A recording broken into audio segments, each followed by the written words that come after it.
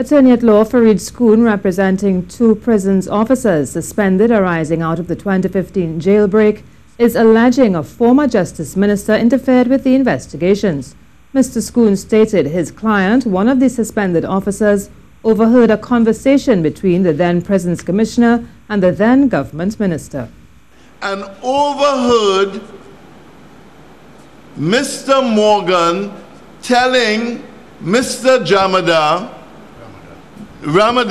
Prakash Ramada, at that time, that, boss, you cannot suspend people just like that. They have to have a process. You cannot tell me just like that to who I should suspend in relation to this incident.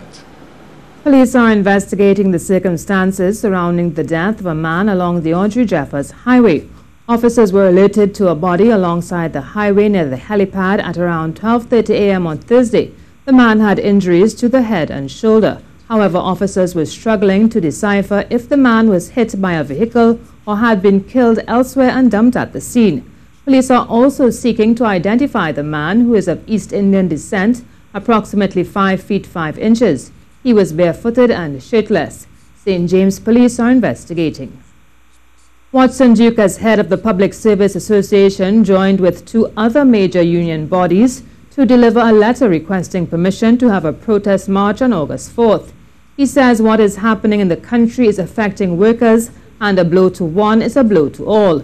He is calling for laws to protect all workers, especially contract workers. When legislation must be made to benefit the man on the street. When we hear the opposition leader and the Prime Minister meet, we felt, well, look, something may come out of this. But to hear they're discussing things like code of conduct, when 2 of them are behaving badly, I mean, who's going to police who? Mr. Duke says that those who work should have security for all their years of hard work. Contract persons who are in this country, once they make a particular amount of contract, they must be made permanent, be given job security, financial security. They have been robbed. There are over 17,000 contract workers in this country. They can't speak because they are dealt with as if they are hired under special hand. And if they speak out, they can lose their job. The union leader says the time has come for workers to show government that they are a strong force to be reckoned with and need to stand together on August 4th. To some sports now. West Ham have agreed a deal with the German club Bayer Leverkusen to sign Mexico striker Javier Hernandez for a reported fee of about £16 million. The 29-year-old former Manchester United frontman will fly to London to finalize personal terms and have a medical.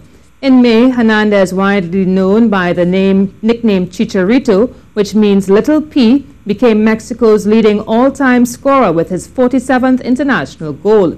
He scored 59 goals in 156 appearances for United after arriving at Old Trafford in 2010, before joining Leverkusen for £7.3 million in August 2015. He has netted 39 times in 76 matches for the German club. Now for the weather with Ian Wallace. The view from space shows that there are a few clouds passing through, but there are likely to be a few showers, especially down towards the south coast of Trinidad. A sunny, hot day comes to an end, with Trinidad seeing temperatures of 33 degrees Celsius and Tobago 31 degrees Celsius. Look for a clear and a cool night of 24 degrees Celsius. Overnight, the clouds will begin to build again as we go into Friday, with some showery spells expected for both islands to end the working week. For mariners heading out, look for those east-southeasterly winds through Friday at 5 to 10 knots, so mostly gentle, with a few whitecaps and only a mainly slight chop of 1 to 1.5 meters through the Caribbean, pushing to 2 meters through the Atlantic. You've got your low tide at 7:30 p.m. and your high tide at 2 a.m. That's the latest weather, and I am meteorologist Dean Wallace. And that was your seniors update. I am Karen Kuzier Phillip.